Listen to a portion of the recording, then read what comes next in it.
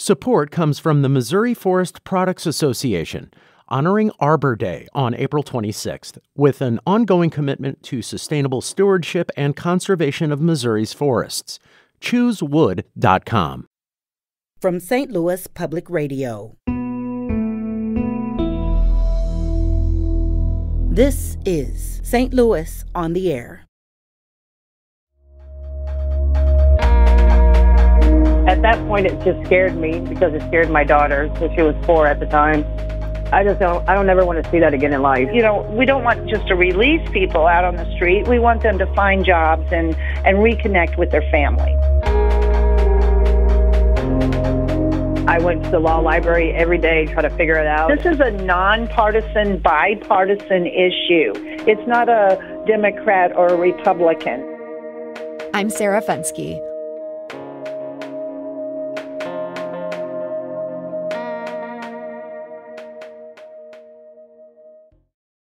Last month, Dawn Houston was released from the Chillicothe Correctional Center.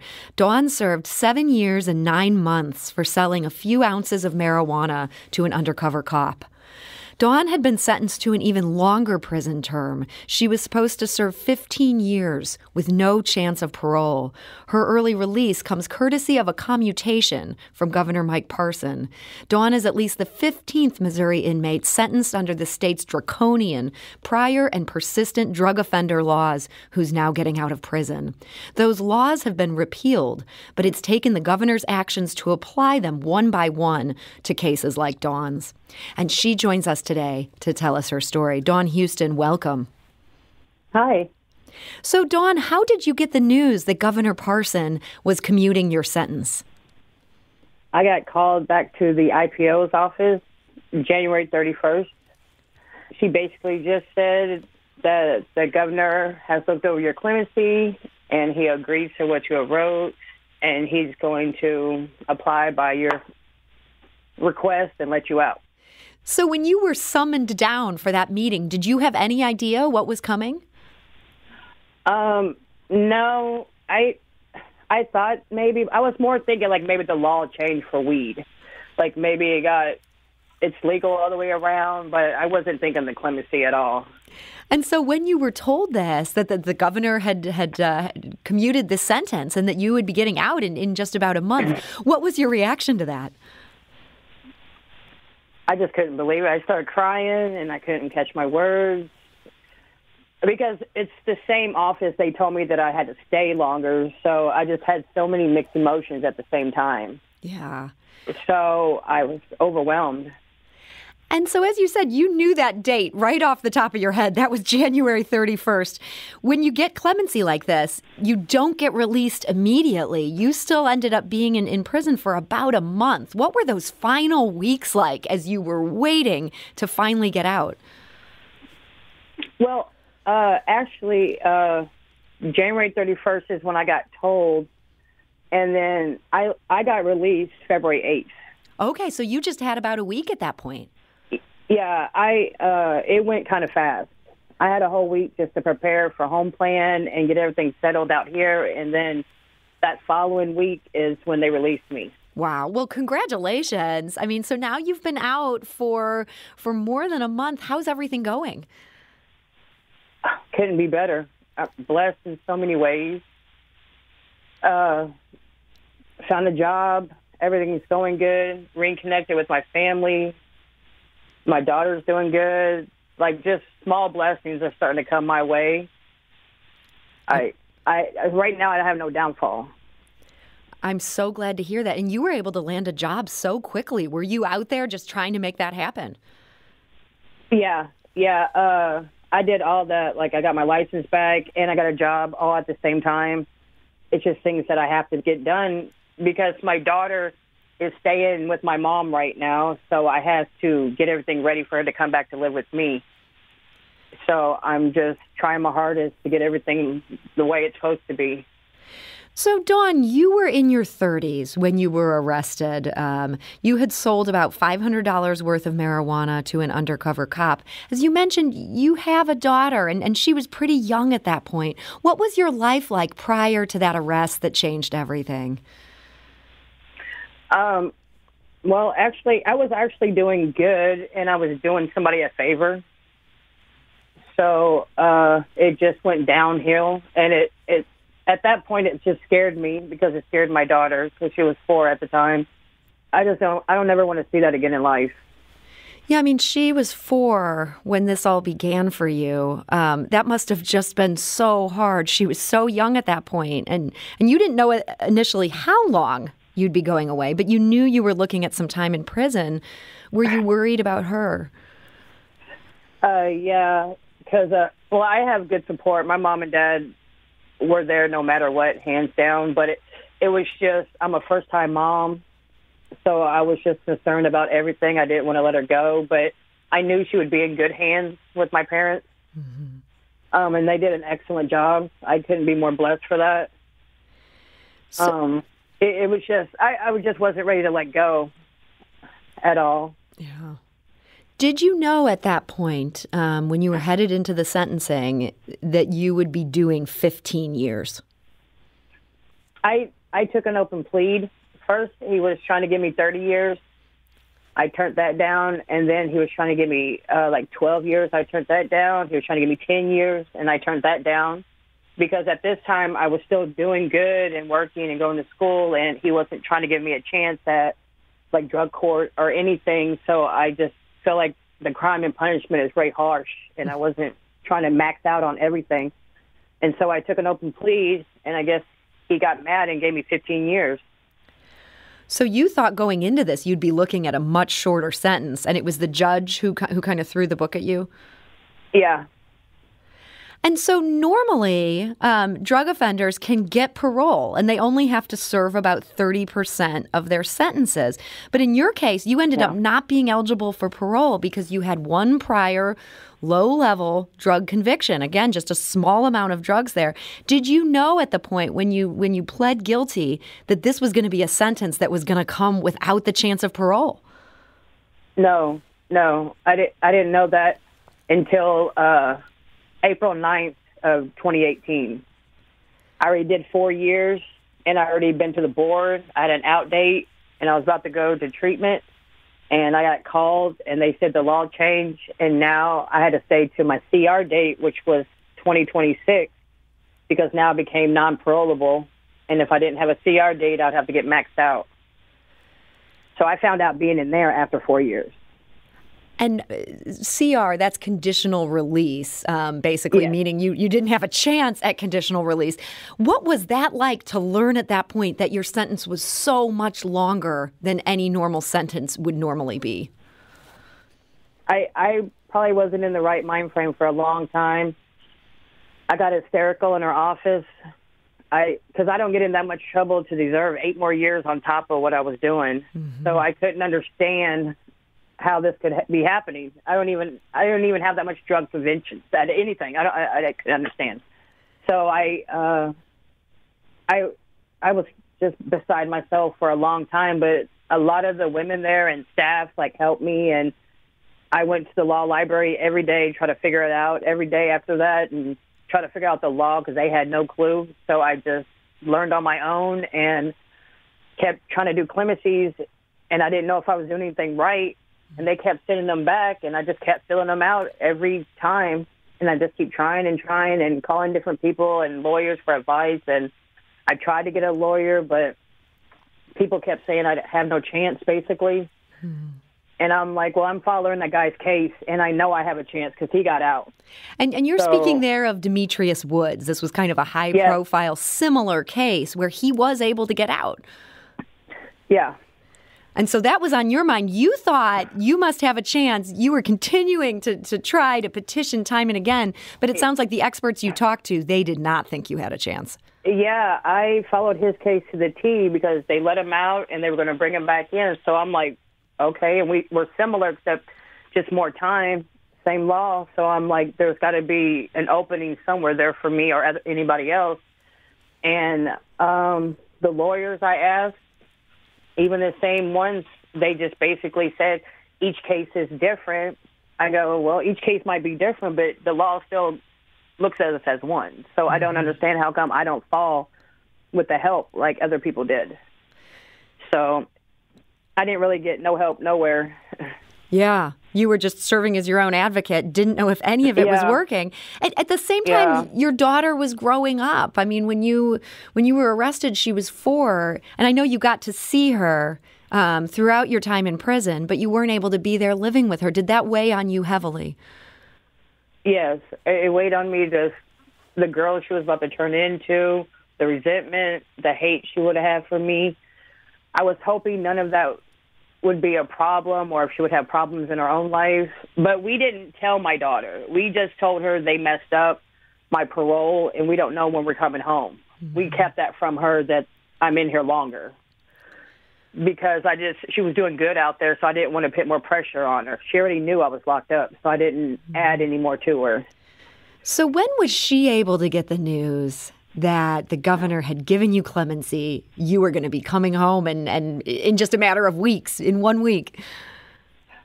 My mom told her the day on January 31st, my mom couldn't hold water, so when she picked her up from school, she wouldn't let me tell her, so I just let her tell her. And she must have had quite a reaction.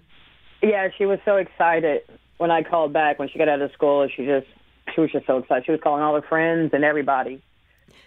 So, Dawn, you had referenced Demetrius Woods' case, and he was the only one who was able to gain release by arguing that this new law that repealed this prior and persistent drug offender status, that this should be retroactive. And the Missouri Supreme Court ruled against him, tried to put him back in prison. It was only Governor Parsons' commutation that saved him. So he got out because of the governor. Now you've been able to get out because of the governor. He's kind of dealt with these cases one by one. There's now been 16 of you. And so what would you want the people of Missouri to know about these drug laws and the fact that there are these people serving who have no chance at getting parole? They're serving these very long sentences for, again, low levels of drugs. Just don't give up hope. Like, I thought the light was so dim until God just opened all my prayers. But I bugged everybody. So just bug everybody you know, or just keep doing it and keep doing it, and because right is right. And I feel like doing 15 years or 12 years or 20 years or whatever you have to do with your time is like putting a dog down. It's way too much time on that. Way too much. Like, after a while, you just felt like you're just being way too punished for this. You went from understanding that you broke the law to now you're never going to see the light of day because you broke a little bitty law. You know, and it's the most ungodly feeling to have every day, to wake up and you see everybody else leaving and their convictions are way more heavier than yours. And I don't know, I had just so many mixed emotions all the time. I went from anger to happy to blessed.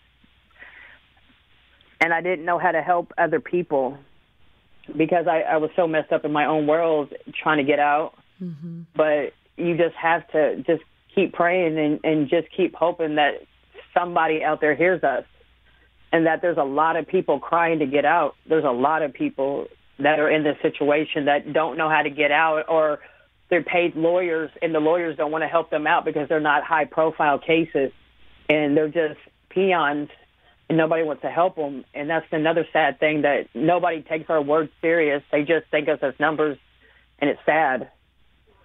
And there's a lot of good people in there that just need help.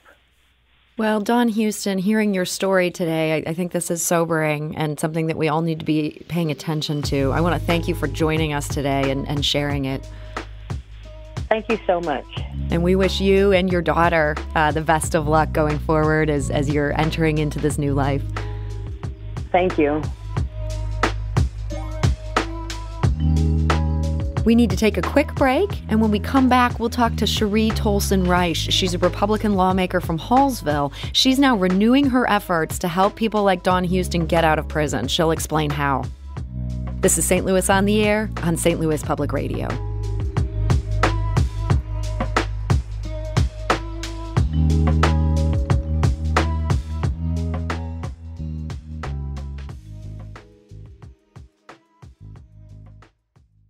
Support comes from the Missouri Forest Products Association, honoring Arbor Day on April 26th, with an ongoing commitment to sustainable stewardship and conservation of Missouri's forests. ChooseWood.com.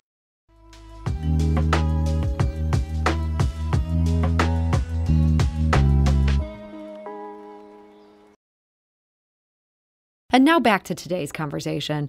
Before the break, we heard from a Missouri mom who'd recently received clemency from Governor Parson. Dawn Houston was labeled a prior and persistent drug offender due to one previous conviction. That meant she wasn't eligible for parole. She'd need to spend 15 years in prison for just a few ounces of marijuana. Governor Parson commuted her sentence after she served 7 years and 9 months. And now we're joined by a lawmaker who wants to help more people like Dawn. Representative Cherie Tolson-Reich is a Republican from Hallsville, and she has referred several cases to the governor for clemency. She's also working on a bill to deal with the issue more systematically. That's an effort that came heartbreakingly close to success last year. And Representative Cherie Tolson-Reich joins us now. Representative, welcome. Thank you for having me today, and I'm wearing my Irish green for St. Patrick's Day today. I am wearing mine, too. It's that kind of day.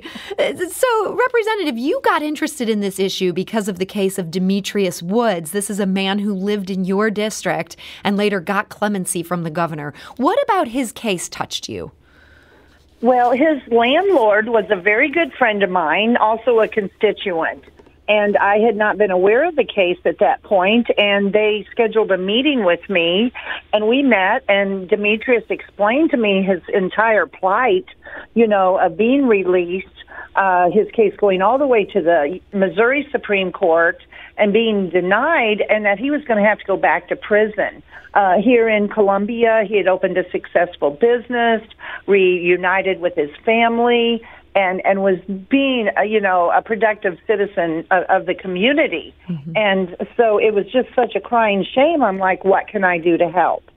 And in fact, just to give your listeners a little background, there was a 2014 law that was passed that went into effect in 2017 for these nonviolent drug offenders, and they got mandatory sentences with no eligibility of parole.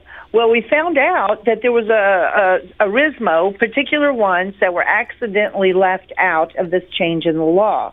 And so first, I wanted to see what can I do to help Demetrius Woods personally, and two, what could I do to change that law? When you talk about RISMO, that's the revised Missouri statute. It's basically talking about state law there. So you quickly realized this was about more than just Demetrius Woods. And yet the effort to help more than just Demetrius has been pretty complicated. Last year, you had this as an amendment to this bill that ended up getting passed, and that amendment got stripped out at the last minute. How frustrating was that to see that happen? Oh, I didn't even know, because it was the very last day of session, and I thought it was kept in there, and it was stripped out right at the close of the annual session, and I didn't even find out till Monday morning, and I was just shocked and upset. I had gotten that bill passed unanimously through the House committees, and so, of course, things go fast and furious, and I threw it on a omnibus public safety bill, which was Senate Bill 26. Mm-hmm. And we didn't know why it was stripped out, and to come out later, they thought there was a clerical error in the drafting and that maybe it wasn't correct, but they weren't sure, and they wanted to be safe. And they took it out just in case it was incorrect.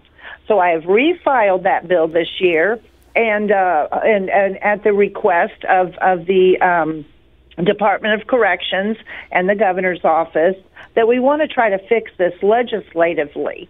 And I understand, if I can break in here, I understand that you didn't refile it right away. There was some confusion at the Department of Corrections where initially they thought this wasn't needed. They've come back around to say, yes, we want this bill. So I've continually worked with them for the last couple of years on this, and with the governor's office on commutations, and I actually just at Christmas got a pardon for a person in my district. But first I felt that he had done so many commutations that maybe this wasn't going to affect that many people. And so we had ongoing discussions, and then they said, well, let's just fix this, and let's just do it and go ahead, even if there's not a lot of people, because they're going to continue to look at individual case-by-case basis to see if we can, do the commutations. And so it was felt, let's get this in statute. So the thing that makes this so complicated, one of the ironies of this, Governor Parson granted clemency to Dawn Houston, who we heard from earlier. And this is exactly the kind of person you want to help, the kind of person he wants to help here. But what you've introduced wouldn't even cover Dawn Houston because she was sentenced for drug distribution. This bill is looking at convictions for drug trafficking. And there's just all these little different laws, which I shouldn't say little, they're big laws where people do hard time. But it's all so complicated. As you've been digging into this issue, has that been frustrating to realize just how many different ways people might be sentenced and still fall under this criteria? Right, because there's so many different statutes that one can be convicted of. And so we have to take a look at each and every one, and are we focusing on what maybe the governor is hoping to achieve, or what the legislature is hoping to achieve as far as criminal justice reform goes. And, you split hairs sometimes. Okay, is it trafficking? What the different charges are, and what statute they fall under. And is this something where, as a whole, you would like this to touch for nonviolent drug offenders who are doing really lengthy sentences? That would be the ultimate goal, to get people under that umbrella. Absolutely, because that's exactly right. And at least give them a chance at the eligibility of parole. Now, does that mean they're going to automatically get out? No, they will still have to go in front of the parole board, make sure they've been, good citizens while incarcerated. But I think part of this also, this is just such a big picture coming from all fronts. The governor, when he took office, said he would not build more prisons. One of our prisons, I just recently got a numbers count, is dropping. Our incarcerated numbers are going down in certain particular areas in some of the different prisons. But also drug courts. We're seeing now judges now trying to keep people from being incarcerated and sending them to drug courts. I deal with one here in Boone County, but there are a few throughout the state, but I think we need to look at expanding those also. And do you think, for the most part, that lawmakers support this, that they're in favor that for nonviolent drug offenders, that, long sentences are no longer the way to go? Absolutely. And this is a nonpartisan, bipartisan issue. It's not a Democrat or a Republican. I think everyone is on board with this. Everybody sees, we want people to become productive members of society. I have such a wonderful program in my district called Into Action. And, when it's a men's facility that when they get out of prison, we get them jobs and their driver's license and get their life back together. And so, we don't want just to release people out on the street. We want them to find jobs and reconnect with their families. So that brings to mind a couple of these cases that you've worked on. You were in the room when Governor Parson commuted the sentence of Demetrius Woods, and since then you've watched him build his life in Columbia. He still seems to be doing great. Does his ability to rebuild his life maybe offer proof to lawmakers that these laws were too harsh to begin with? Absolutely. So Demetrius Woods and I have become great friends, and he has opened 3 businesses in Colombia and Mexico. He has also got a contract to run concession stands at MU football and basketball games. But the real important thing that I'm seeing now is he is mentoring high school students. Here working with the local Columbia Police Department, the local high schools. He even went to Riverview Gardens there in St. Louis, his old school. And he's trying to steer people, in the right direction when they're young. And don't make the same mistakes he did. Don't get into gangs and don't deal drugs, on and on. And make a better life for yourself. It's so great to think of how he's able to have this impact that he wouldn't be able to have if he was still locked up. I mean, that's huge. Absolutely. And I have specifically worked hard and gotten 4 men sentences commuted and 1 man all his felonies completely pardoned by the governor. I am continuing to work on cases individually, and some are great candidates, and maybe a couple are not such great candidates. But this isn't over until we can at least give people the chance. And just like Don said earlier, we don't want them to just be a number. These are fellow citizens, fellow human beings of our state, and they have families, and we want them, to have the best life they can. And Representative Tolson-Reich, you mentioned you've now been involved in 4 different cases where those men were granted clemency. Are all 4 of them, they're doing well today? They haven't been arrested again. They're making the most of that freedom. Yes, they are. One, besides Demetrius, who I talk to almost weekly, text or Facebook, and is Robert Franklin. So Robert lives in my district, just ironically, coincidentally. Mm-hmm. I'm not just targeting people in my area, of course. But he actually texted me on Christmas Day to say Merry Christmas. And we text about once a month, and I call him occasionally just to see how he's doing. Does he need anything? But he is reconnected with his teenage daughter, and that is now the love of his life, and the focus is that he be there as her dad. That's and the other two that's huge. One came from Springfield area and one St. Charles area, and they're both doing great also. Well, that's so great to hear, and I'm sure that, that just makes your heart so joyful to know that you've been able to make the difference in their lives. And yet, there are people like Dawn. When we talked to Dawn, she mentioned us just off the top of her head, like 3 or 4 other women she knows just in Chillicothe who are in that same situation. How heavily does that weigh on you today?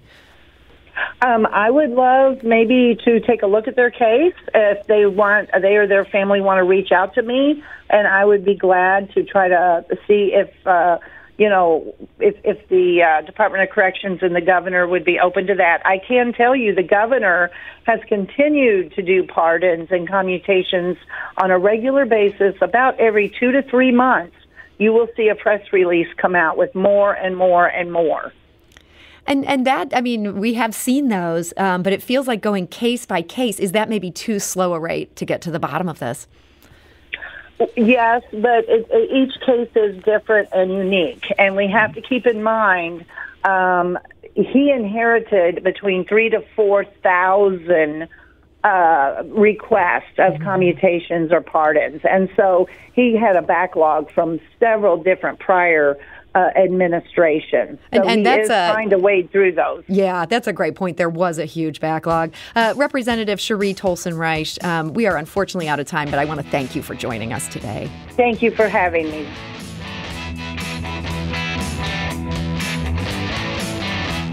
This episode was produced by Danny Wissentowski with audio engineering and podcast design by Aaron Dorr. Our executive producer is Alex Hoyer. St. Louis on the Air is a production of St. Louis Public Radio.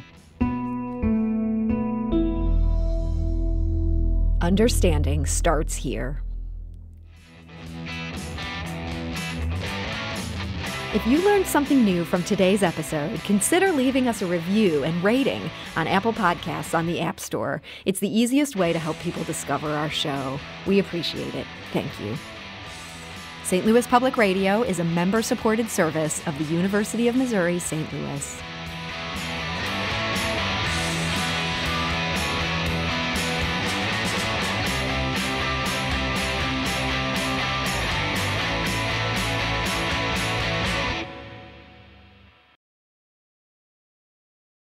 Support comes from the Missouri Forest Products Association, honoring Arbor Day on April 26th, with an ongoing commitment to sustainable stewardship and conservation of Missouri's forests. ChooseWood.com.